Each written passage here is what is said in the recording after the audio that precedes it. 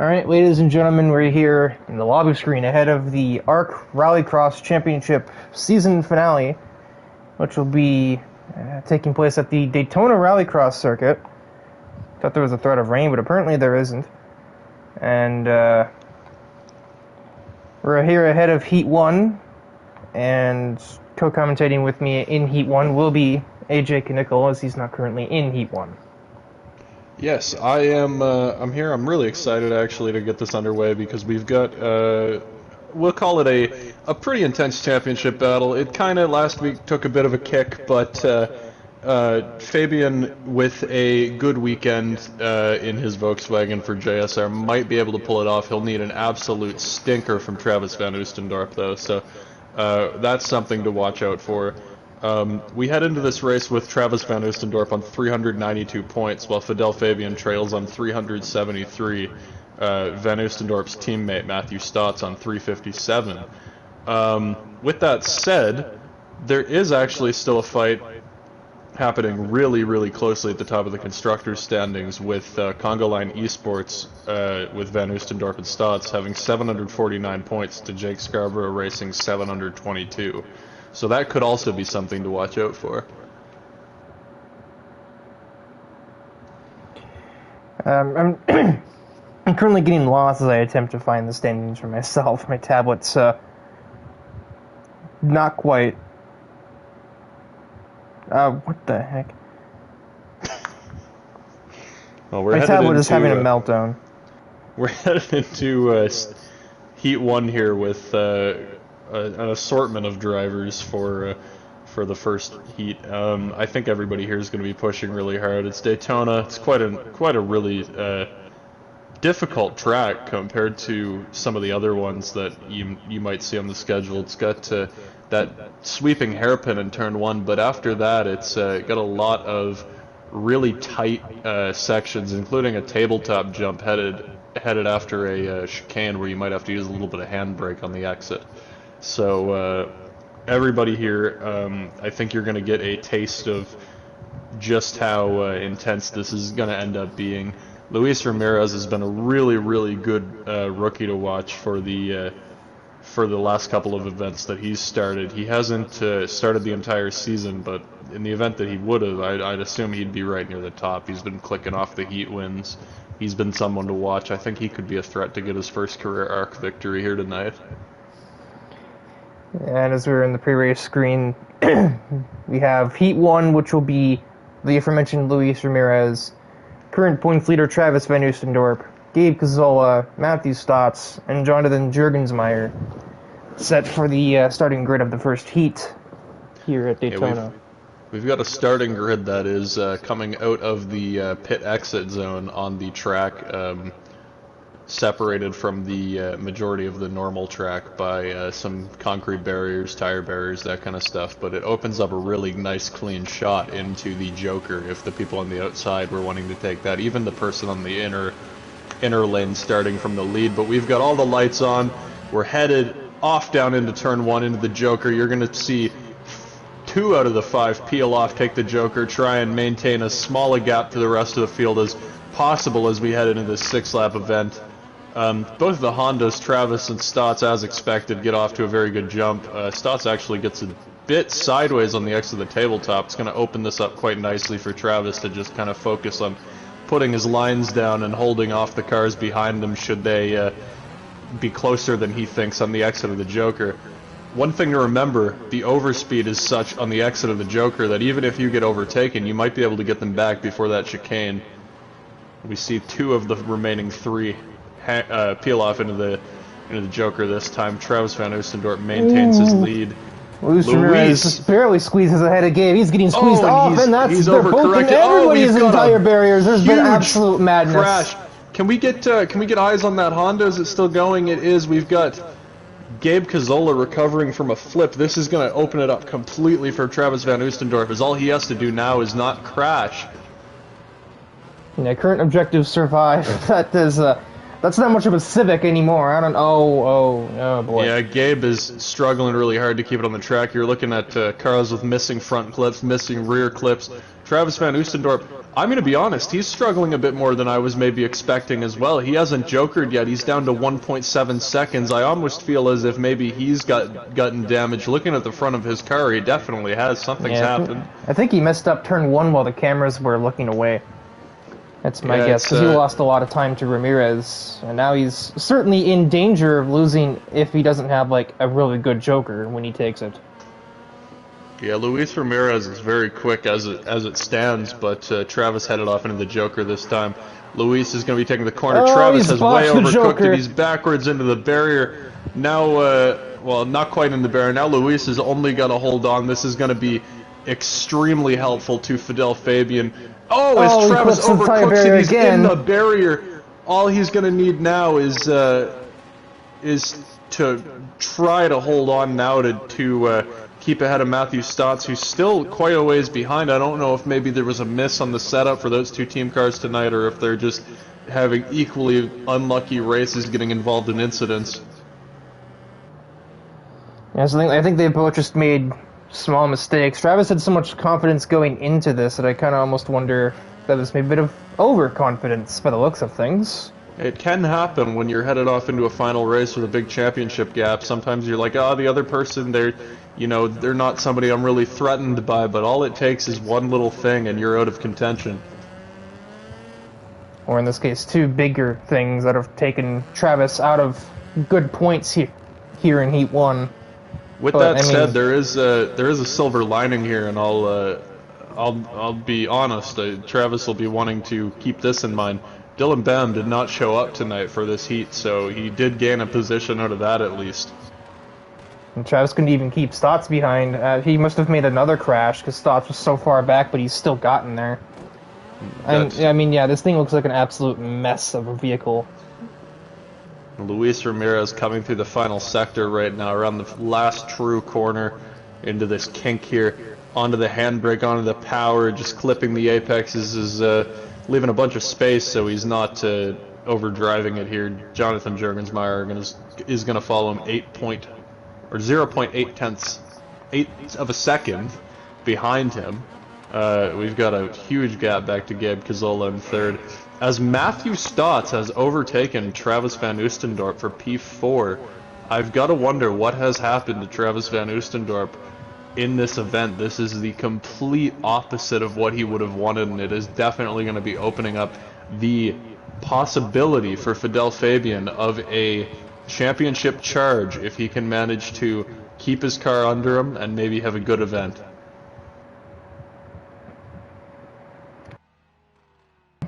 I was about to speak, and my lungs were just like, no, cough. Yeah, Travis has had a series of unfortunate events. Luis Ramirez will capitalize on everything, and he'll win the heat. Gabe Cazzola somehow manages to be the leading Honda in this event, despite literally flipping over on lap 2 of the race. So I think that speaks volumes just how badly this race went for CLE. Yeah, this has been quite a race for the CLE guys. It's really not reflecting well on the championship chances for Travis Van Oostendorp. He's definitely going to want to be paying attention, trying to stay on his game for this next one, because it can all slip away really quick. I know that all too well.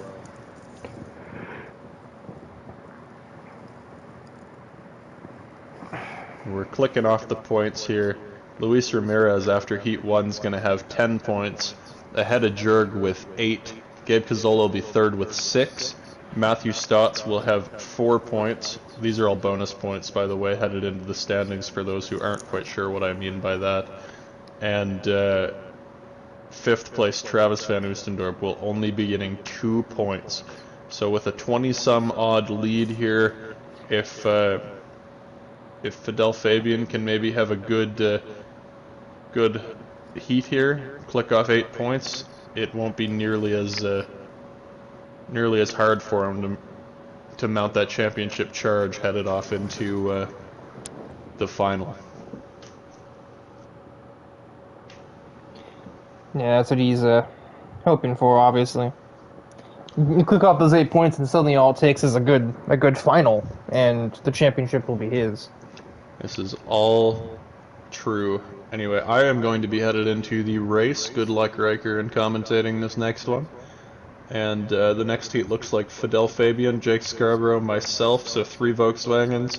We've got Jamie Wright in an Audi, Carlo Durante, or sorry, Jamie Wright in a Ford, Adam Pelkin in an Audi, and Carlo Durante in a Mini. So we almost had a lot of variety. Should have switched, like you and Gabe around or something. We'd have all 4 manufacturers in one heat. Excuse me. As yep. I'm on my own again as AJ attempts to invite the necessary drivers for the second heat. While he does that, a reminder of the rest of, well, basically the next, like, 7 days events. We'll have, the Freedom 75, I think we're calling it, on Thursday. Indy Lights, I'll be broadcasting that one on Thursday night, the same time as, the Porsche Super Cup would typically be. In addition, Friday is the Azerbaijan Grand Prix. Sunday, there's a touring car race that's not broadcasted on GT7 because it's impossible to stream that game. The spectator screens look way too laggy. Otherwise, I'd probably be doing it.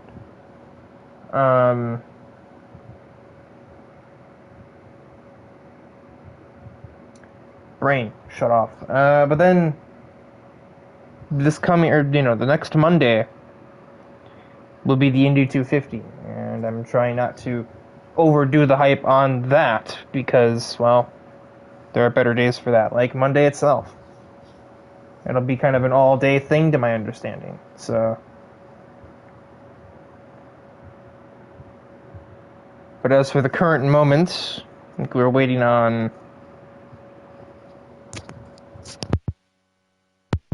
Excuse me again. We are currently waiting on, I believe it was, Brain. Wow, I'm slowing down. Jamie Wright and Adam Pelk have not arrived yet. The two drivers in miscellaneous machinery. So they are not a Volkswagen. Well, Durante is not a Volkswagen either. He's a Mini, but he's not changed his vehicle yet. He has now changed his vehicle. Let's hope he doesn't lag out for once. Because he's a solid driver, even here in Rallycross, when his internet allows him to be. Should I, like, start the elevator music or something? Play the Jeopardy theme, maybe? I don't know.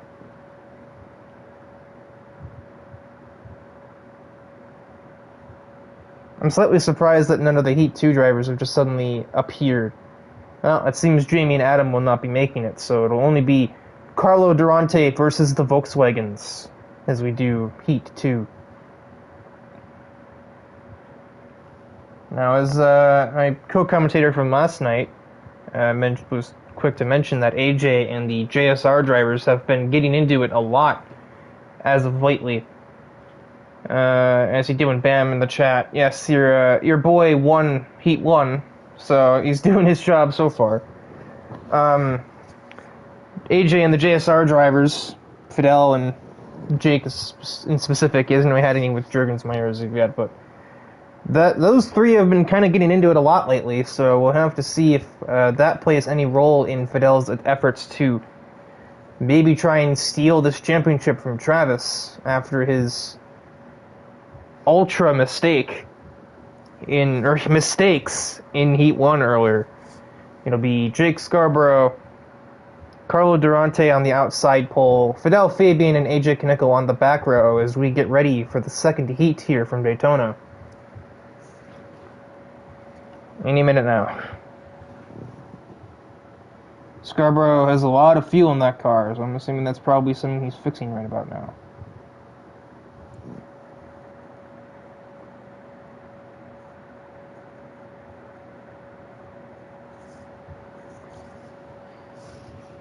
So the drivers that start on the inside are in a good spot to take the Joker early, if they so desire. The cars on the outside will have a hard time getting down there, but... Or no, it's the other way around. The ones on the outside will have an easier time taking the Joker, but we'll see who does it as the three lights turn green and Heat 2 is away. Durante a little bit sluggish off the race start there.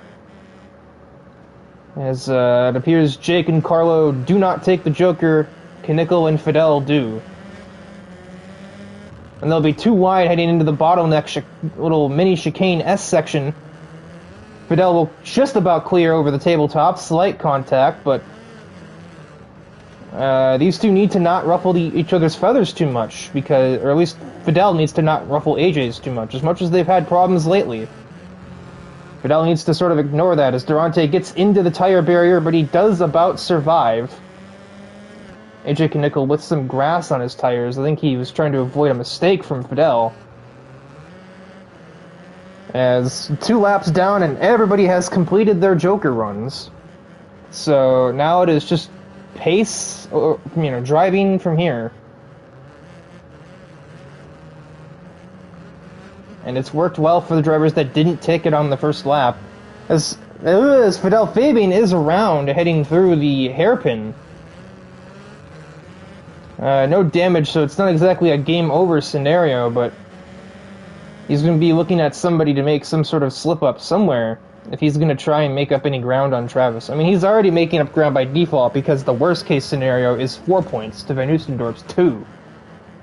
Just by way of there being fewer people in this heat.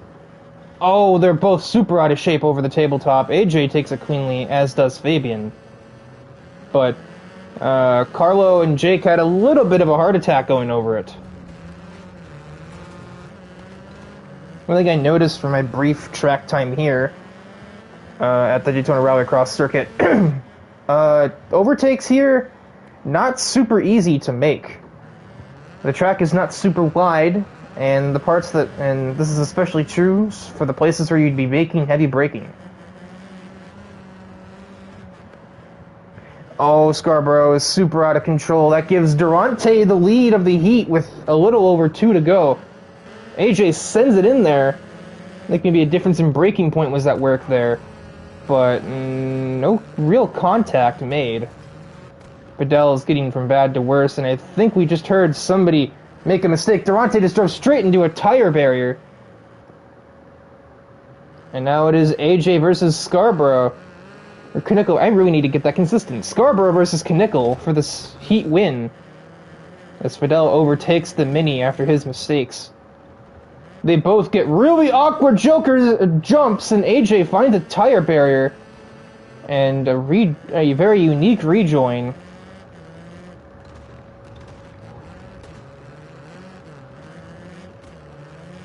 That is... Oh, another tire barrier! You hit one and it just snowballs. And now he'll have to remain still as Fidel Fabian will be able to seize the moment.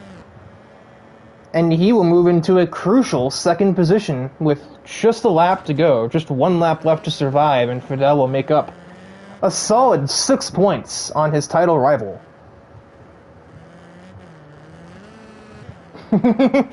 His own worst enemy is him at the moment. And so Scarborough, if the trackside camera wants to cooperate, heads through the final kink, a little wall tap, but nothing serious. Jake Scarborough bags a heat win in Heat 2, and his teammate Fidel Fabian will get a second place. Not only a 1-2 for JSR, but second place for Fidel Fabian scores him some much-needed points. And Carlo Durante looks like it just came out of Twisted Metal.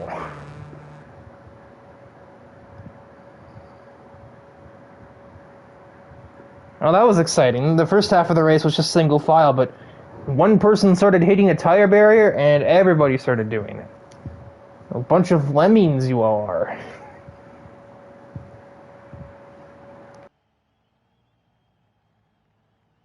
The fastest laps of the race are super close. The fastest went to AJ with a 35.46, and the slowest was Fidel's 35.78. But you know, the fastest driver doesn't always win the race. That's just a fact of life here in motorsports. And today has not been any different, as Fidel ends up beating AJ. While we're in this lobby screen, I am going to have a quick drink so that my throat is not dying.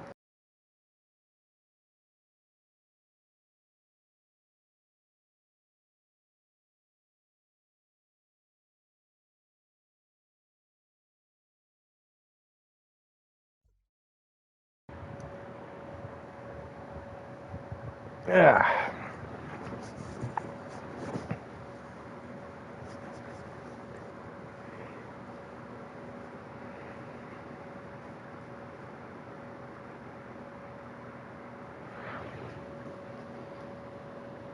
I see AJ in broadcasters, so I believe he is likely to be rejoining us in the in the commentary booth in due time. Probably once he's sure that all of the other competitors are in the lobby.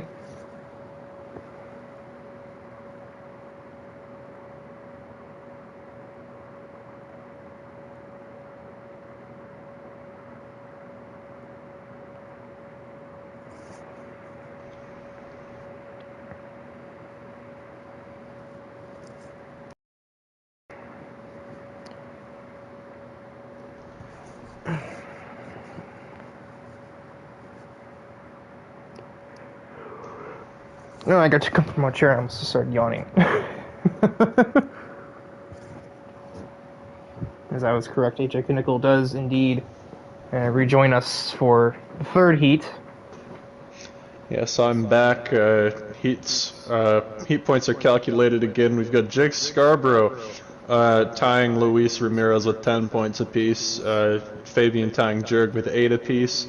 Meaning Fabian actually clears Travis by 6 points in this heat, so Travis is going to need another good run. We're just waiting on Adam Pelk and his East Coast Racing Audi to get in here, as we just witnessed him get in the lobby and do that. Well, now we're waiting for my screen to unfreeze, because I was in the process of inviting him and my screen has basically just frozen. So, I love that. Yeah.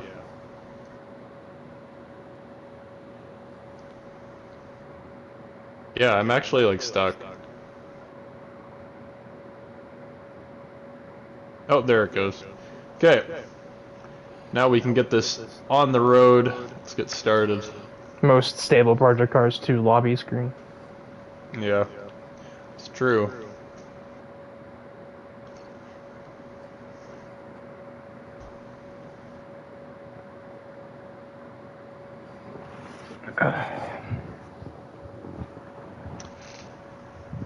But yeah, headed into this heat with the gap between Travis and Fidel being only 19 points headed into this event. Headed into the third heat, that gap is down to 13. So this championship battle is not over for Fidel Fabian. There are a lot of points up for grabs at the end of this thing. The points format, I will read it to you guys so everybody is well aware of the points up for grabs here. Honestly, I've never known it this whole time. I've just kind of been stream of consciousness.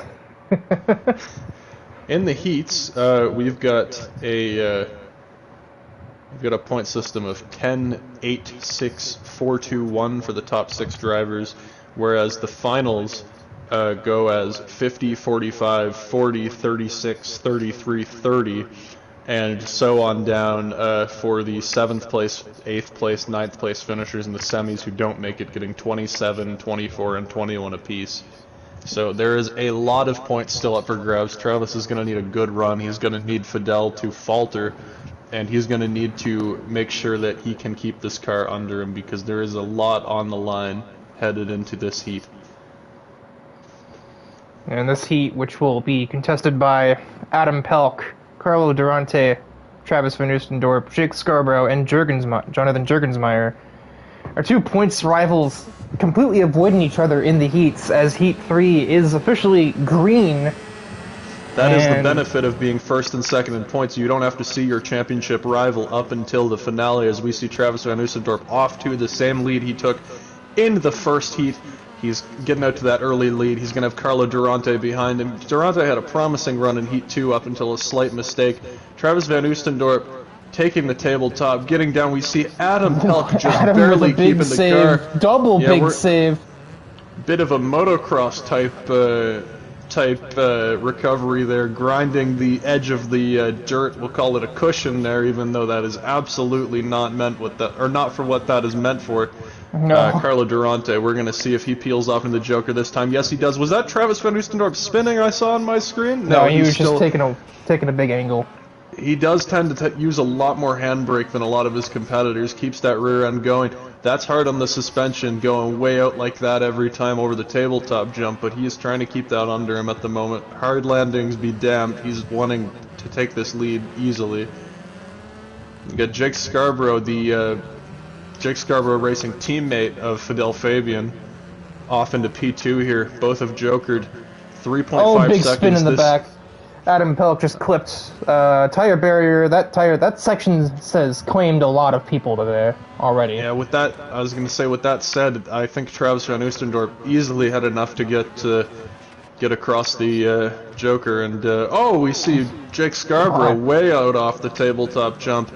Those are not the optimal lines, because if you can time the tabletop jump correctly, you can come down off that and use it to your advantage. The slide in the corner, this is really the difficult corner right here. You clip that inside part of that corner, you're going into the wall on the outside. Travis van Oostendorp still keeping that lead, the gap down to 1.8, but I don't think he's going to be worrying much with Jake Scarborough behind him, as he is not really gaining in the places where Travis should be worried about it. He's not gaining at all after another flawed tabletop jump either. Yeah, those tabletops are not meant to be taken with such a hard landing. You lose a lot of speed. We see the front bumper now hanging off of Jake Scarborough's car, and both of those guys are now going to be headed off into the penultimate lap. Adam Pelk's 23 seconds behind, at risk of getting lapped by Travis van Oostendorp. This could come into play. It will take a mistake from Adam Pelk for that to come into play, though.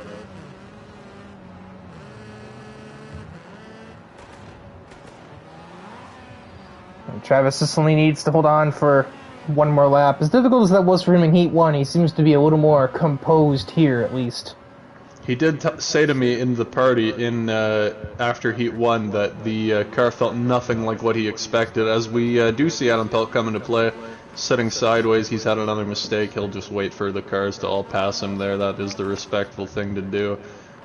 Maybe pulling off due to a mistake. Jake Scarborough way off. He's nearly having an accident. I was going to say, Travis van Oostendorp did signal to me that the car was maybe having issues. He wasn't sure if there was maybe a larger issue at play, like perhaps a wrong compound or something like that, but in this race he's looked pretty at home. As he will win Heat 3, Jake Scarborough will come in second place. Durante nearly had a big crash, but he managed to just kind of harmlessly bounce off of the wall and remain in third. Kind of a non-player in this race, but he managed to come home in fourth regardless. Yeah, he had the second fastest lap to Juergensmeyer, but he just couldn't do them consistently, I don't think. And we'll tally up the points here. Travis van Oostendorp adding 10 points to his tally of 12, or his tally of 2, so he's at 12 now. Jake Scarborough adding 8 points to his already existing 8, so he'll be at 16. That will place, Jake Scarborough at 10, so he'll be at 18. That's going to put him in a very good spot, depending on what Luis manages to do in the final heat of the night. Carlo Durante adding another 6 points to his total. That'll make 10 total for him, as he scored 4 in the second heat of the evening. Jonathan Juergensmeyer adding 4 points to his tally. He'll have 12 total. Adam Pelk adding 2 to his tally. He did not start a heat previous to this. He's in heat 3 and 4. You will see him again in the fourth heat. He now has 2 total. I think if you're Adam, you're just kind of getting some laps in so you can maybe have a chance of qualifying into the final. I mean, when you're this late into the season, not really starting a lot of events, the goal isn't really anything except for podiums and race wins.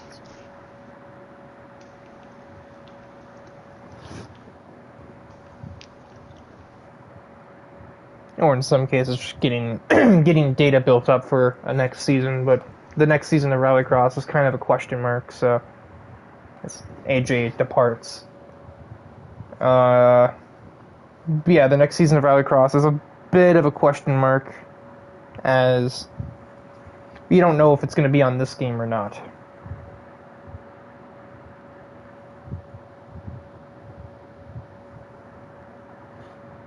It just kind of depends. Like, the series can still get decent numbers. We can get 10 people showing up on a given night.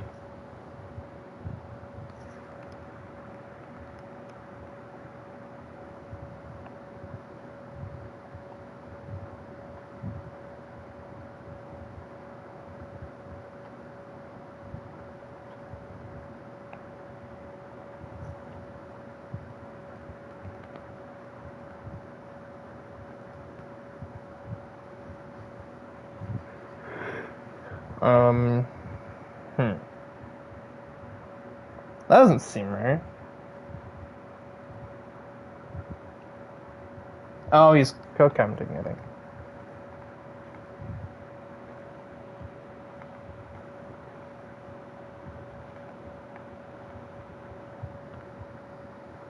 Yeah, he is. That's a telltale sign.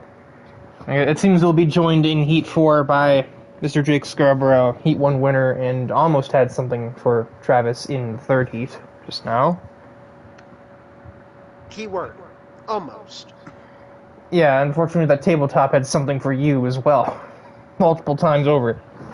Yeah, surprisingly, it's better on the final lap than it was any other lap, and that's the one that looked the worst. I guess it just kind of held the gas down and floored it. It definitely looked faster, but it just also looked scarier. It was. I'm kind of in the scenario where I've got nothing to lose.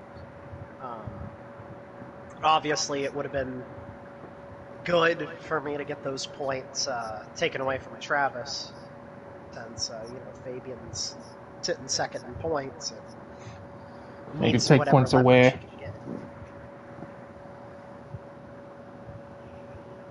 From what I understand, the Constructors' battle is also close, so... Yeah, Constructors is very close, so it did help that both Hondas had a tough time in their heat, and me and Fabian went 1-2, so with me finishing second in that one, Travis winning. I need Fabian to do good, and, well, sorry, Stotts, but I need you to do bad in this one. Oh, I could pick him to win. That seems to usually mess him up pretty good every time I've done that. Okay, well, don't let commentators curse him. Nevertheless, though, I feel like a lot of guys are struggling with their cars. Travis and Stotts both made it noteworthy that they were struggling in Heat 1, I believe it was. Yeah, they made it pretty obvious visually as well as, everything else. Well, Travis was still complaining about his handling in this past heat, so let's see if Stotts has the same issues or if he's overcome them for, this one. As we get set for the final heat of the evening, which will be contested by Fidel Fabian, who's looking for a good heat to try and make up ground on the points leader. Adam Pelk, Matthew Stotts, AJ Knickel, Gabe Cazzola, and Luis Ramirez, as the red light should appear any second now. There they are. See a few guys in second gear already, Stotts being one of them. That seems to be the little trick with the Honda, as they all get launching off the grid. And down in the Joker goes Fabian, Stotts, and Gabe. Now, we've seen the lap 1 Joker be a bit of a taboo lately, but Fidel's gonna feed right in behind Knickel. I think there's a bit of a concertina effect. Oh, and Knickel's going off! Oh, my word, he's pulled the handbrake a little too early, I think. Seemed that way. Now Gabe's fighting Fabian. That's not going to be good for him, but now Stotts getting elbows out against Gabe. So, obviously, some hard feelings after the Joker contact. So let's see if Fabian can make up. Oh, yep, Stotts gets the elbows out and squeezes him into that tire barrier that's claimed so many people this week. Yeah, well, Luis is going to stay out another lap from the Joker, but Pelk's going to take it. He was struggling with his car in this past heat as well, so we're seeing him up front in contention for this win for this one. Definitely made some improvements. Boy, both the Hondas with interesting tabletops, but that's left Adam Pelk completely unaware, and he's been caught off guard by all of that. may want to keep an eye on Stotts and Fabian right now, because obviously Stotts is going to try playing rule man for Travis. He's got no fight in this in the title fight now, so he's got nothing to lose by kind of moving Fidel out of the way. He's just helping a teammate at this rate. Yeah, Stotts doesn't really seem like... Well, I would say Stotts doesn't seem that malicious, but these two have definitely had some incidents lately that could probably give Stotts that little motivation to maybe go bumper to bumper with Fabian. Oh, we have a flip. Gabe has flipped again. That man could not buy a break at this point. I wonder if we're going to see a race reset for that. It looks like he's going to keep going, so I don't think we will. See Stotts trying to get a wider arc for the turn right here. He's going to still line up right behind Fidel Fabian. Ramirez is really hanging on to the last minute for that Joker. Yeah, and it looks to be paying off for him, because look at the gap he's pulled on these two, especially with the fact that they're somewhat battling. They're not battling, but they're certainly having to keep one another in mind. And that's sort of affecting... It could be a cakewalk, though. As long as he takes the Joker well. You saw Travis mess up his Joker in Heat 1, and that just snowballed into a bunch more unfortunate events. Well, you see Luis is taking it, but will he beat out Fidel Fabian? It looks like he will, even going wide a little bit on the exit. Also, coming out of the little technical section in Sector 3, Stotts got a little bit of the outside wall, and a bad Joker there for him and Knickel. I'm surprised Knickel's back in this fight after his lap 1 incident. He's probably just pushed that Volkswagen. That's the tabletop we just saw there, evidence enough of that, I would say. Stotts is still there. It's noteworthy that he's had struggles with this car all season, even when we were in the Mini Cooper, so it's all just throwing everything at the wall but the kitchen sink, it seems, for him. He's got nothing to lose by trying to see, did he make a mistake with, you know, some decision making, maybe setups, so he's trying to see what he could do differently. Oh, and he's going to suddenly arrive at Matthew Stotts' doorstep. And that's big contact, but Stotts is going to get his own elbows out and defend himself. Luis Ramirez is going to grab a second Heat win on the evening. This one even easier than the first. And Fidel Fabian is going to bring home 10 more all-important points. And more contact over the line. Out the Volkswagen partnership right there. For the first time all year, I would say.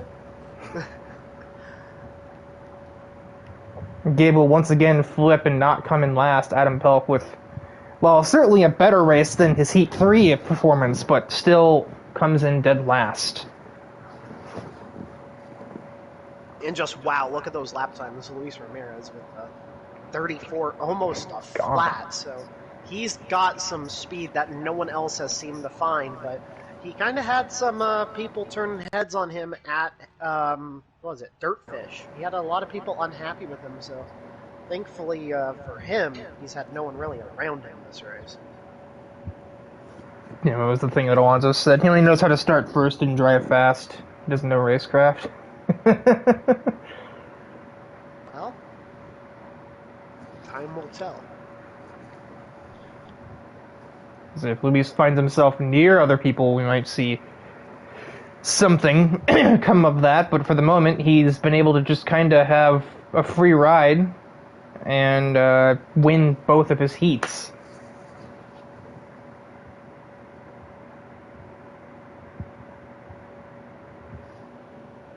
But I believe... I'm interested to see the heat points. So I believe that is a net gain of 4 for Fidel between the two heats. Travis making up 2 points on his second run. So I believe it is now a 15-point gap between Fidel and Travis. I almost said Fidel and Jake. No, you are not Travis. Yeah, I'm not. I don't think I am.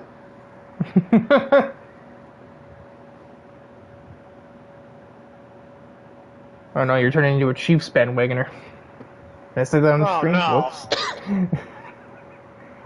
Disgusting.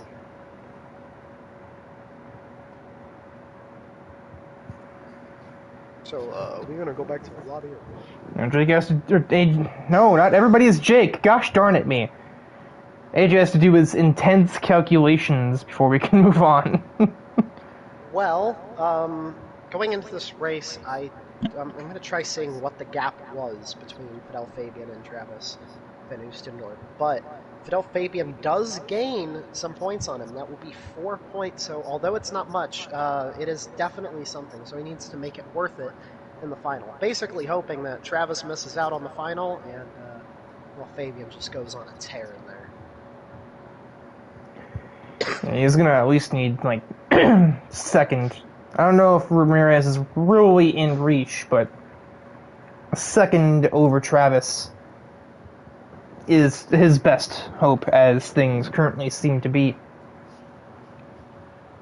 But I mean, you know, Rallycross has been a series of expect the unexpected, so Ramirez might have might start to crack, just like my English vocabulary is in the semis. Who's to know?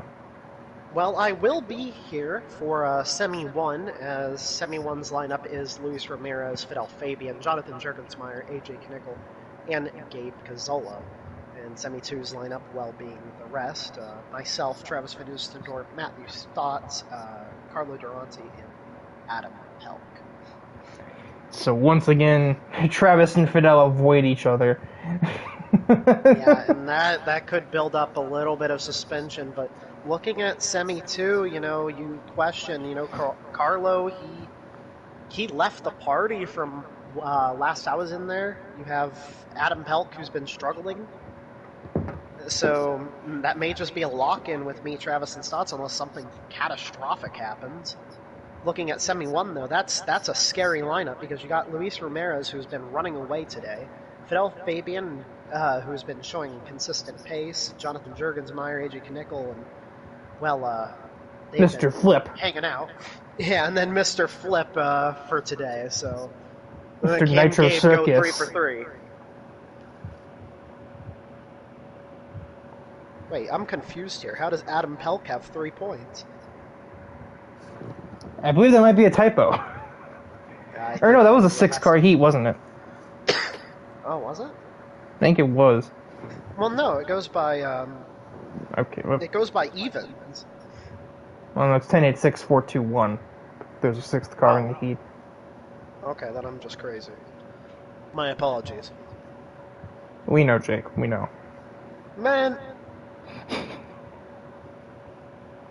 Maybe I gotta do this more often. I enjoy it up in this virtual booth, if you will. Yeah, being a spectator can sometimes be more fun, especially when it's a track that I don't particularly like. Amen. You say as you've been doing well anyway. Shh, I don't need to like the place to do well there. Well, let's That see makes what the sense. gap was between Travis and Fabian before we get this heat underway. It was a 19-point gap, so cutting 4 points into it, obviously making it 15, so... Late. I already did that in my head earlier.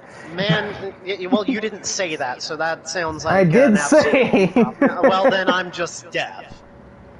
As Heat 4, or nope, this is Semi 1, Riker. Catch up here. Semi-final 1, the red lights are up.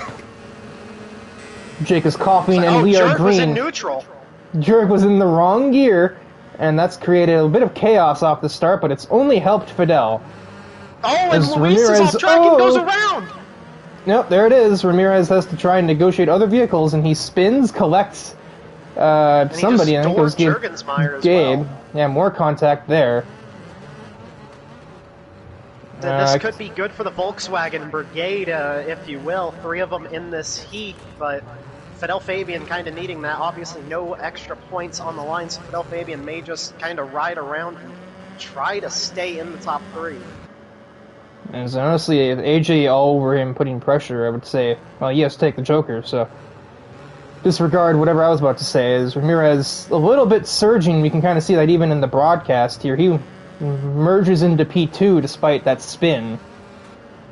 Well, that seems to be something he's done a lot of ever since making his debut here in the league.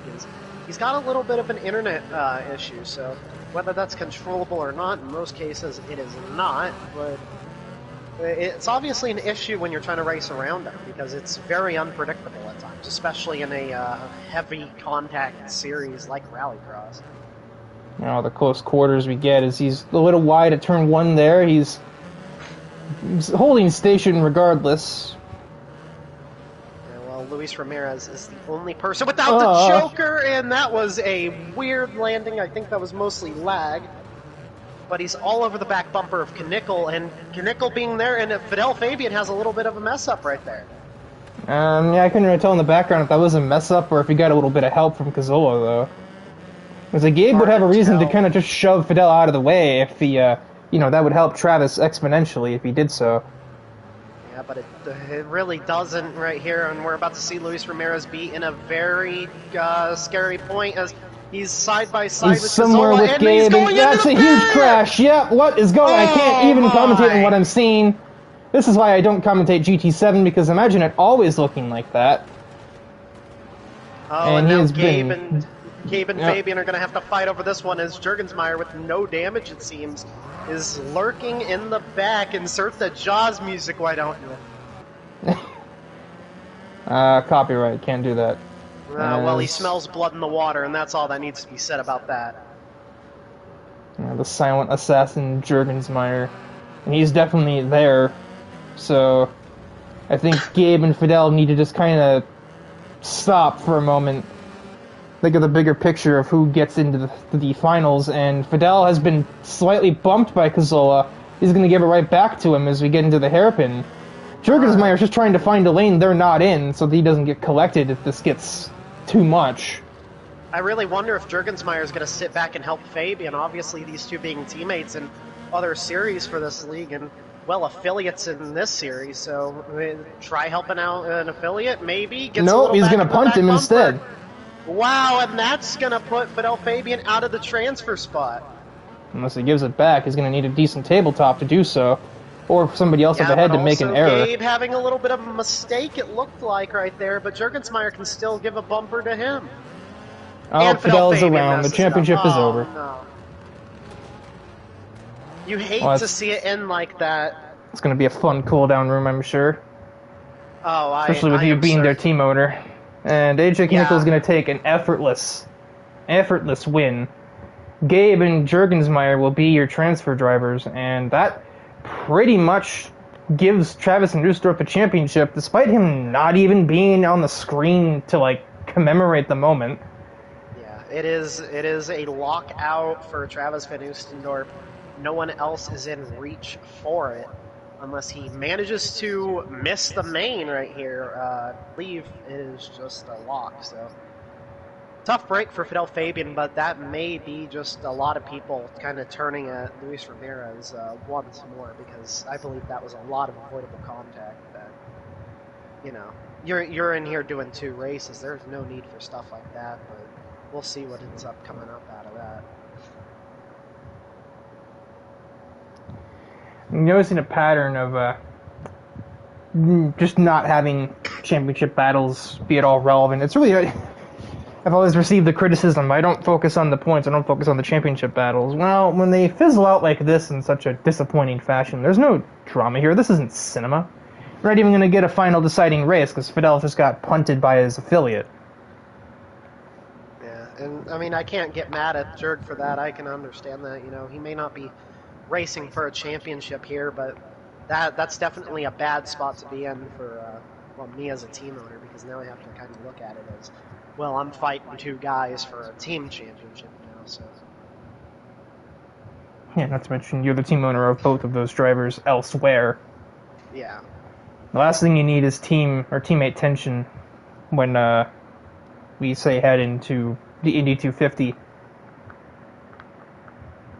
so we'll see what happens. I'm assuming AJ Knickel is going to join you for this semi, so I will be on my merry way.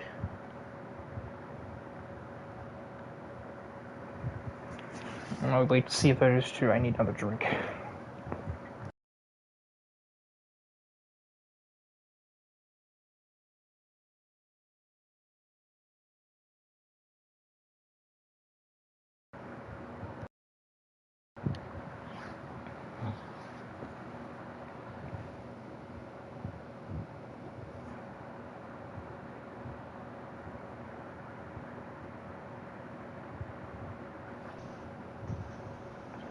And indeed, the Canadian AJ Kinnickle has arrived off of his, I was about to say easy heat or semi-victory. I mean, they're never easy. no, but this one's certainly easier than most. I was gonna say I can't believe it's taken me 9 rounds to figure out how the suspension on this car, but I think we're there. Unfortunately, out of championship contention by the time we're there, but yeah, we'll use it to build for 2024. But yeah, headed into the what are we going into? The second semifinal. That's right. Yeah, I guess at least I'm not the only one that's spaced out on that. I called it Heat 5 a minute ago. Yeah, I'm so spaced out after racing. I keep kind of trying to bounce between broadcaster and driver here. It's kind of a hard thing to do, but headed off into the semifinal here. We've got Jake Scarborough, Travis Van Oostendorp, Matthew Stotts, and Adam Pelk as Carlo Durante has DNS'd this event. Which means we've only got one car that has to be cleared for any of the other 3 to make it into the final. That bodes well for Travis, who's trying to make it in the final. We've lost Fidel Fabian, so mathematically, Travis Van Oostendorp has won this 2023 ARC Rallycross Championship presented by the Burning Rubber Podcast. Shout out to Travis Van Oostendorp for that, because this is his first career ARC Championship since starting his ARC career in 2018. 5 years of racing. Good for him to finally get a championship. He's really improved as a driver, and he's always been very good in these rallycross cars. But we've got 3 sets of 5 red lights, and it is out. We have 3 of the Red Bull cars off into the lead, and I believe that is Matthew Stotts and the Joker. Hard to tell as Travis Van Oostendorp stays out once again. He's really working that strategy as hard as he can for this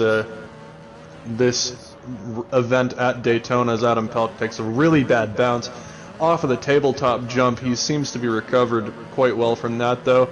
We've been watching Jake Scarborough take those tighter turns through what looks to be turn 6. The right-hander took correctly. too tight a turn, and we've got a spin. Adam Pelk narrowly avoiding that. He's right on the tail of Matthew Stotts, who couldn't quite get away without damage on that one. I think he might have picked up a bit of front end, but it doesn't look to be anything too severe for him. We've got Travis Van Oostendorp waltzing away, though, with 2.8 second gap. That is enough to overcome the delta for the Joker. He will also have the overspeed out of the Joker, since it's such a different type of sweeping corner compared to the inner horseshoe. And right now, Jake needs to find a bit of time to at least recover to third if he is to make the main at all. Adam Pelk is able to just kind of sit here even behind Matthew if he wants to and just collect his qualification spot. And I mean, this is the car pointed the right way. This is exactly what Adam Pelk managed to do last week at Dirtfish. He put on a really consistent showing to make the final at the track in, I believe, Oregon. Washington, I see the Washington, Oregon, the mountainous northwestern states. With that said, we've yeah, I'm not quite sure where Dirtfish is. I just know it's a rally school in the northwest. That's all I can tell. But Adam Pelk looking very clean here with 3 laps to go, trying to hold on for that finals position in the final Rallycross race of the 2023 season. Travis is spun somewhere. The trackside camera decides not to look at it, but Travis has made a mistake heading off the tabletop. He's down to P2, but that's still not quite trouble spot yet.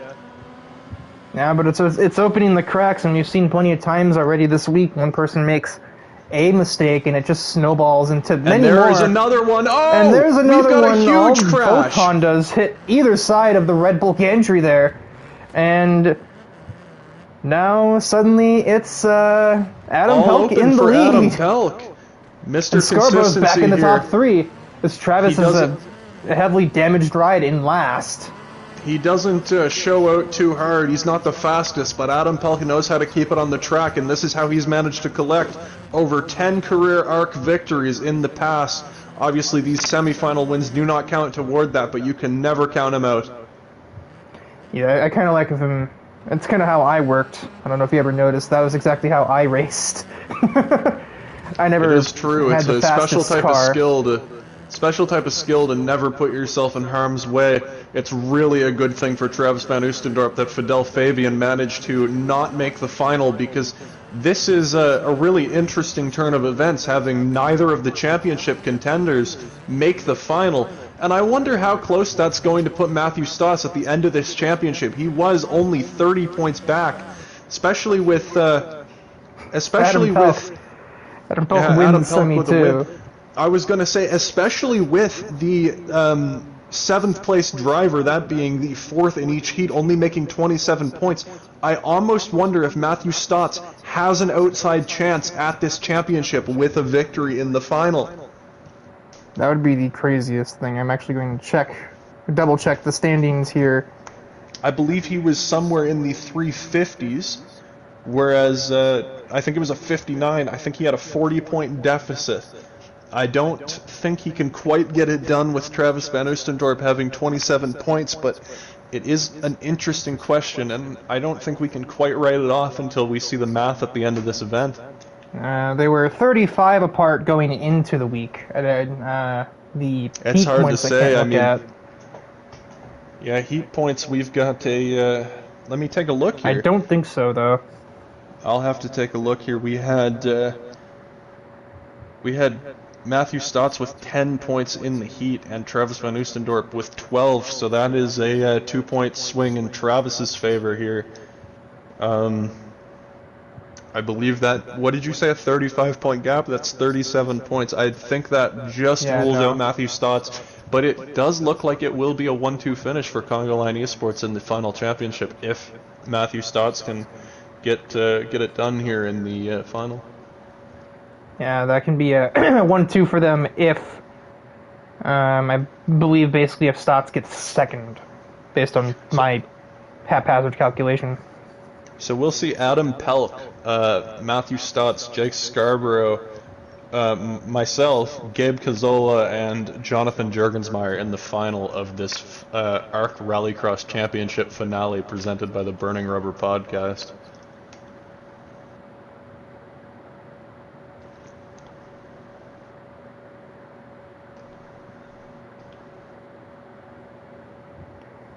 As AJ vanishes to run the final race here.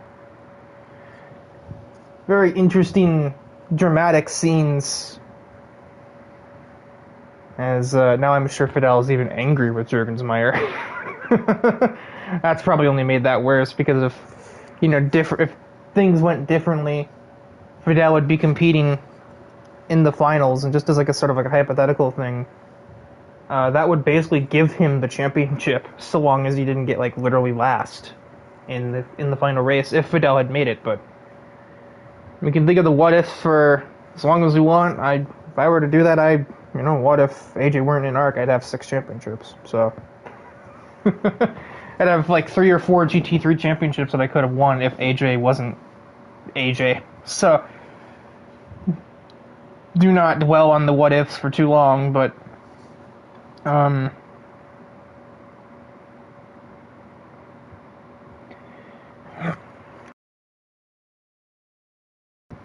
Excuse me. Yeah, we have our 6-car finals set up for the final of. Well, oh boy.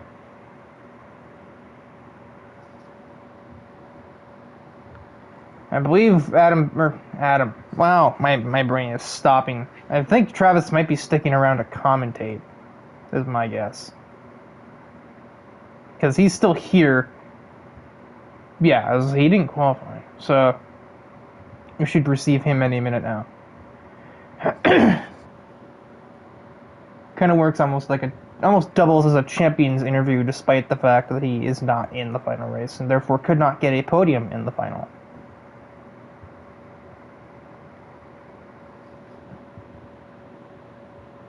Would also probably want to interview Fidel Fabian post-race if he is available to comment, or if he hasn't just exiled himself to wallow in sorrows and play like Persona 3 Portable or something like he likes to do.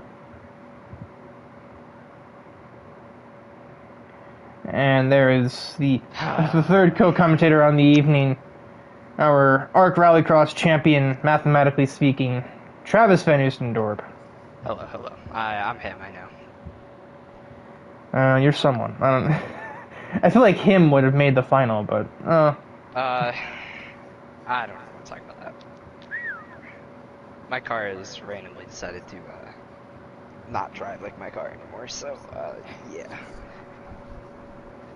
Reject Honda, return to Volkswagen. Anyway, it's alright. Scott's gonna go win this, and we're all gonna go home happy. I'm not super happy. I'd have rather seen a championship battle, but... Well, I mean, there was, technically. I mean, we both didn't even make the finals, so... It's weird that we've seen... Stotts might only lose by 3 points, so... It is weird that we've seen the conclusion of this championship happen while the two main people fighting for the championship never were on the racetrack together. Only in Rallycross could you ever get that. Yeah, I mean, the point, even if we did it by the old system, we wouldn't have lined up anyway because of points, so... Because we're first and second points, so... We never would have saw each other in track until at earliest the semis. But we scored. And didn't even do that. Yep. Oh. So here we are on the grid for the final round here from Daytona. We have AJ Knickel, Matthew Stotts, Adam Pelk, Jonathan Juergensmeyer, Jake Scarborough, and Gabe Cazola competing in the final round of the season. So apparently I'm very gassy all of a sudden. I think if I had to take someone here, I think AJ might have the best car here. Stotts has been struggling. Pelk has, I think this is Pelk's first main of the season. Second. Maybe he snuck Jake, in at Dirtfish.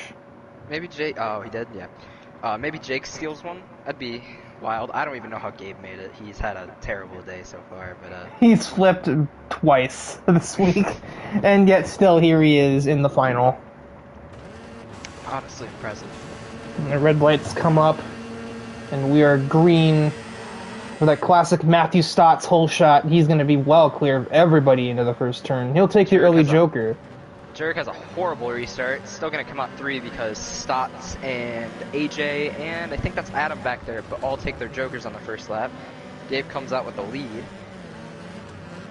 AJ with an aggressive jump over the tabletop. Matthew Stotts is none the wiser, but he's going to sneak in. He's going to force his way down the inside of Juergensmeyer. That was some driving. Hooked together and AJ ran right through. Yeah, through goes Knickel. Gabe is completely checked out. Yeah, if he can get another good lap in, he could probably get clear of the Delta, but I don't Gabe really know. He's not going to try. So we're going to see right here. They're going to come out really close. Knickel's going to barely have the lead. He's going to be too wide with Stotts, but he'll clear before the corner, crucially. So AJ's got to fend off 2 Hondas. He's got his Juergensmeyer is way out there. Oh, AJ's going to... Oh, crossover attack from Cazola. Gabe was not, or AJ was not ready. Great run through that hairpin by Gabe as he gets a little bit of the wall there. Gets to the wall again. Yeah, little harmless nudges. A bit of civic on civic violence, possibly, as I think Stotts just gave him a bit of a bumper there. They both went a little bit too wide. Now Stotts has the inside coming through the dirt section. Everyone just kind of backs out there. We saw what happened with Luis and Cazola himself earlier in the heats. You can't take it too wide through there. It just does not work. Oh, Stotts! He got the tire barrier. That's claimed just about everybody at least once today, so it seems. Speaking of... right back on the bumper of AJ. Yeah, another really good hairpin did Cazola, and that's been his bread and butter so far in this final. Just gets it rotated so easily and just fires out of there as he gets a little bit of AJ's right rear. Takes away his front bumper. Relatively inconsequential, honestly, weight reduction for Cazola. Oh, AJ's gonna have a little wider exit here. See if Gabe can get back up to his back bumper. And he doesn't quite have the same hairpins he's been having recently. See if he can keep it clean through here. I think if he can keep it clean through here, he might have a shot at him.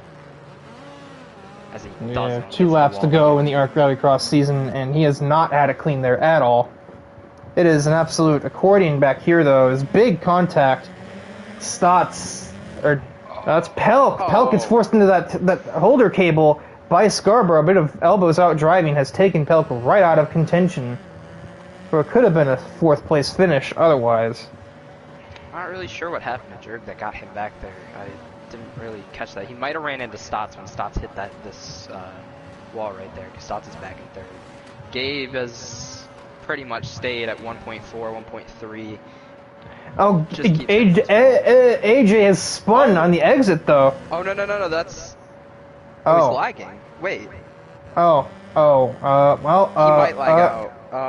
He has lagged out with just a handful of turns to go. Oh, no. The Canadian internet has failed, and that's going to give Gabe Cazola, if he survives the last section here. Stotts is chasing him down, but he's just not going to have enough time left. He's sent it into that hairpin. Gabe's just got to have a clean So Gabe's even taking it kind of passively here, but it won't matter. Goodness. Gabe Cazola shall win the... Yes, there we go. He will win the final race of the season. He made it close with Stotts at the end. That's... And Jurg is just out of here. Jake is 3rd. Jake's left. I think they might be doing a race reset. Oh my god, the rigging. That's a demonstration. I don't think that's... We made it to the last lap. I don't know why we would... Well, if your engine blows on the last lap, you don't win the race, so I don't see why this should be treated any differently. Yeah, I don't see how this... I mean, speaking from personal experience, my car got stuck in a glitch at Wildcrest, and we didn't restart the lobby, so this makes no sense. We should not restart the lobby. This is, yeah. Let me get confirmation. Yeah, we're doing a new lobby because they all left this.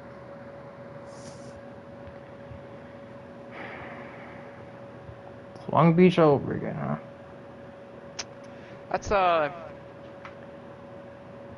yeah, they're restarting the lobby. That's interesting. I don't... There's about a quarter of me that feels like just ending the stream here and seeing you guys on Thursday for the Freedom 75. I'm not gonna lie. Yeah, this just... I don't know. This isn't even consistent at all. I don't get this one.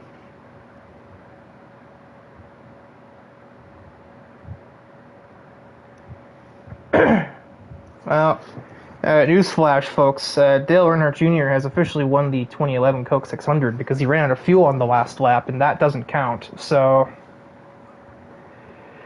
that was 2011, wasn't it? I don't know. You would know more than me.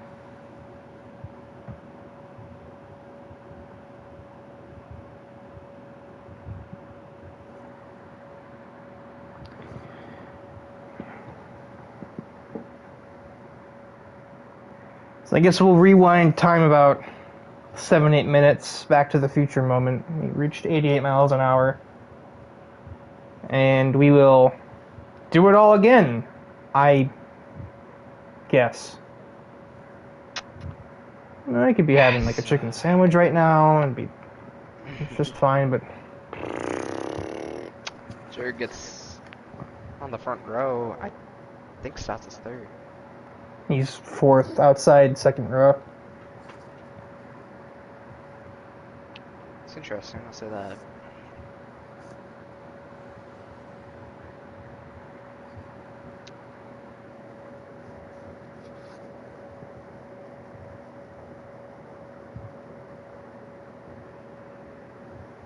Don't really know what to say, honestly. It's flabbergasted. Don't have too many words.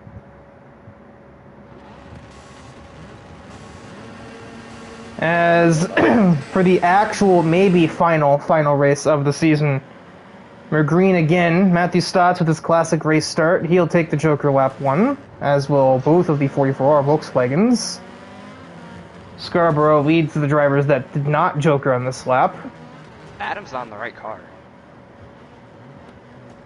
Okay. I think Gabe just spun out. Yeah, we've got chaos back here. AJ just got put in the tough blocks. This is... I think Gabe put him there on purpose. Wouldn't surprise me. I wouldn't blame him, honestly. I don't think Gabe had control of his car. I don't think he did that on purpose. He spun out. But Jake Scarborough has the easiest win of his life. Assuming we don't restart again. Yeah, he's gone. I mean, we'll see if Stotts can chase him down. Stotts put in some flyers on that last race to try and catch Gabe. Adam not too far, but what the? Somebody's going. That's AJ. He spun on the way into one. He Adam probably was in a place where he couldn't turn around because of the barriers, so we probably had to go around them. Adam in his, definitely not his real car, is holding off Jurg right now, but he still has to take his Joker, so Jurg will easily slide on through. Adam imposter. If he takes his Joker. Stotts is taking a really weird line into one. He's taking super wide where everybody else is going from about the middle of the track in. I don't really know if it's helping him that much, because I don't think you want to have that much speed coming through the dirt section, but it's working for him, I guess. He's gained right back in on Jake a little bit. I wouldn't question the methods, as he's clearly going rather fast with or without it. Although now he's tagged a bunch of the... I opened my mouth. There it is. Clip that it's good to be a Ferrari fan, I guess. Now he's got Jurg on his tail. Oh, they're going to touch. Ooh. Let's Jurg backs out of that one. Yeah, I don't see any way he can catch Jake now. He's probably got suspension damage, and then he's got Jurg hounding him. Jurg's probably gonna get after him here in this hairpin. He lost a little bit of time before. I really feel for Gabe right now. He had that win locked up and just taken out of his grasp. We've got 2 to go for Jake. That's got a really interesting entry to turn 1 there. He's gonna slide. I think he was assisted a bit by Jurg there, possibly. I think he just got loose. He's been having problems with that, and he just clipped the grass a little bit and couldn't handle it. So I guess I wasn't really pointing the camera over there, so it's hard to be 100% sure. Jake just has to take it really easy. Don't hit any walls. Don't undershoot turn 1. Don't overshoot turn 1. Don't flip in the jump. He's got the freest win of his art career. Just don't screw it up. Jurg is hitting everything, trying to find some way to catch up. He's adopted Stotts' line there into turn 1. He's going really wide. Also, when I was doing my little practice laps at this track, that's how I was taking it, because I was scared of the inside wall. He got a little wide through there, but it just doesn't matter. It's just, yeah, this of no consequence. Stotts has wrecked. I think he might have been upside down for a second. Gabe is going to take that last podium spot, unless Gabe can chase him back down. As Jake is going to be on cruise control, going to cross the line. Easy win for Jake Scarborough. And Jurgensmeyer, after a quiet day, he gets second in the final. Gabe is going to hang on to a podium, but let's be fair, that should have been 6 more points. Honestly. Matthew Stotts, 4th. I wish we had instant replay, because I'm very interested in what happened there with Gabe. Yeah, honest to God, it'd be so great. There's not a shot that he did do it intentionally, but I just... Man. Well, I mean, we'll see retroactively, as Adam Pelt gets quite a bit of angle there. Hello, Jake. Hola. Good fake win. I lost one like that. I guess I win one like that. I guess good karma. I don't know. Give, you receive something or other. Dave I don't Gazzola, know. real winner. Hello.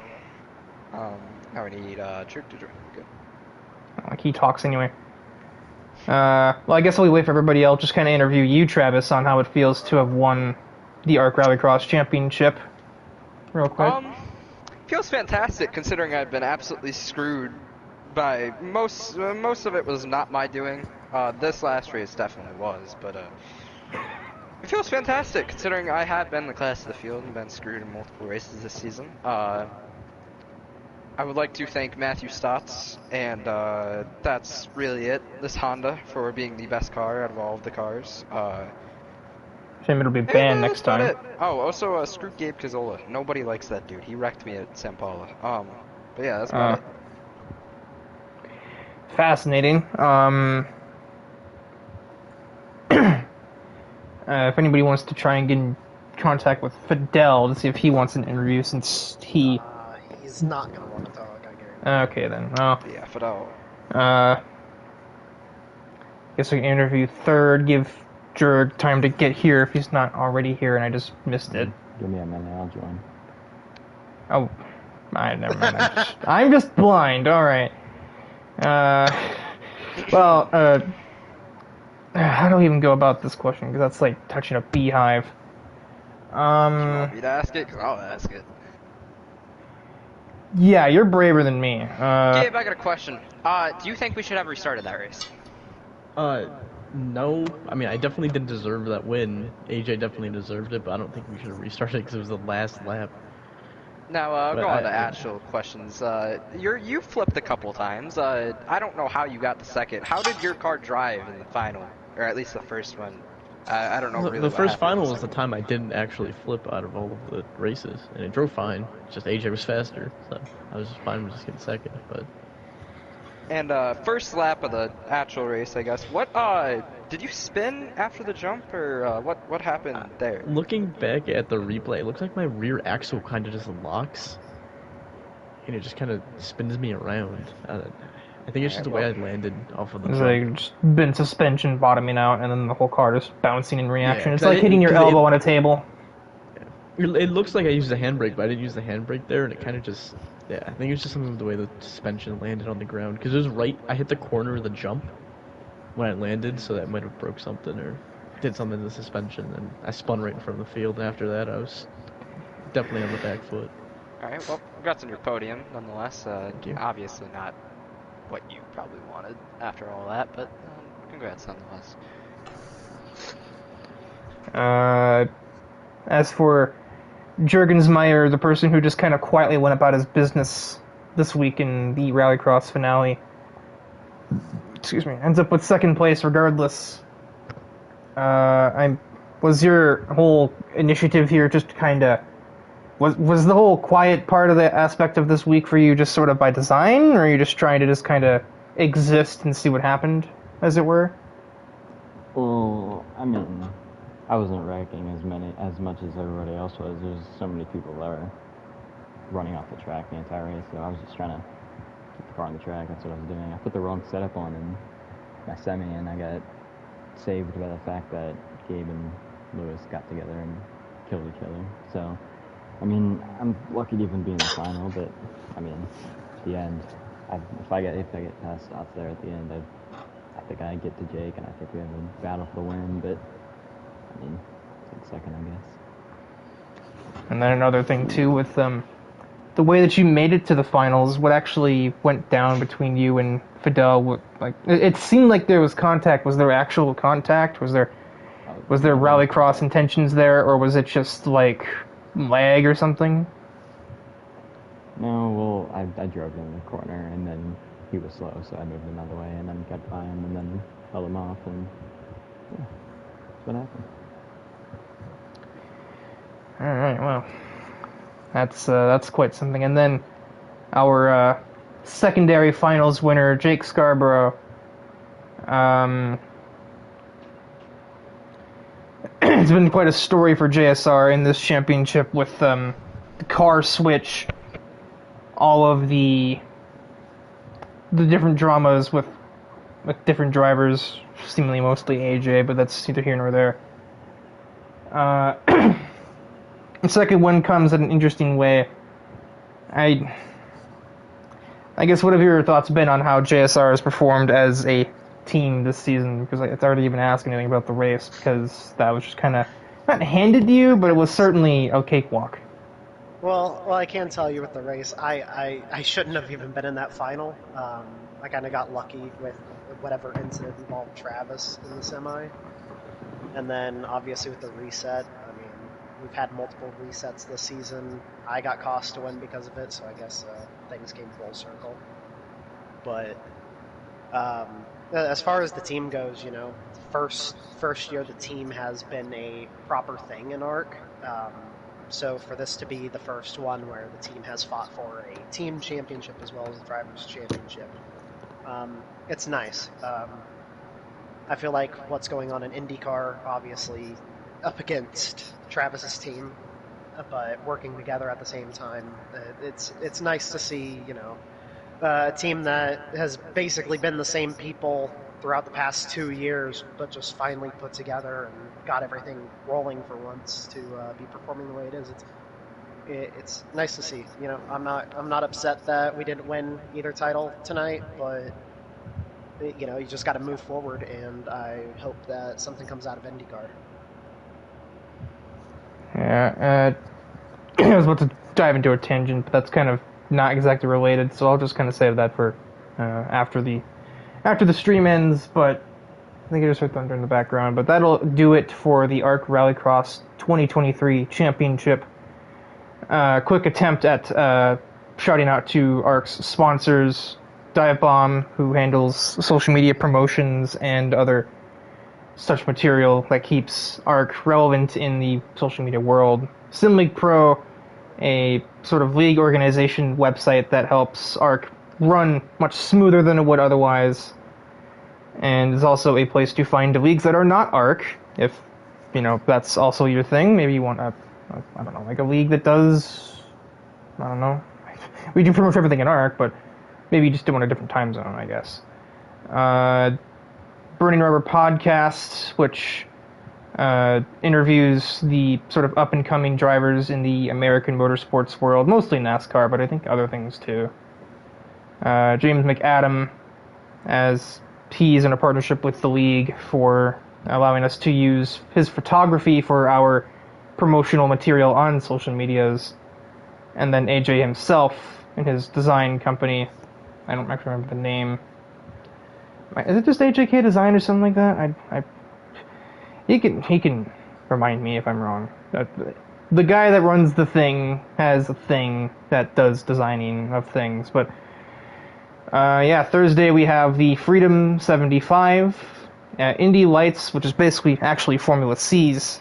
We'll head to the Indianapolis Oval for a 75-mile race. That'll be Thursday. Friday will be the Azerbaijan Grand Prix. She could be there for that one, but it's my favorite track on the calendar, other than Suzuka.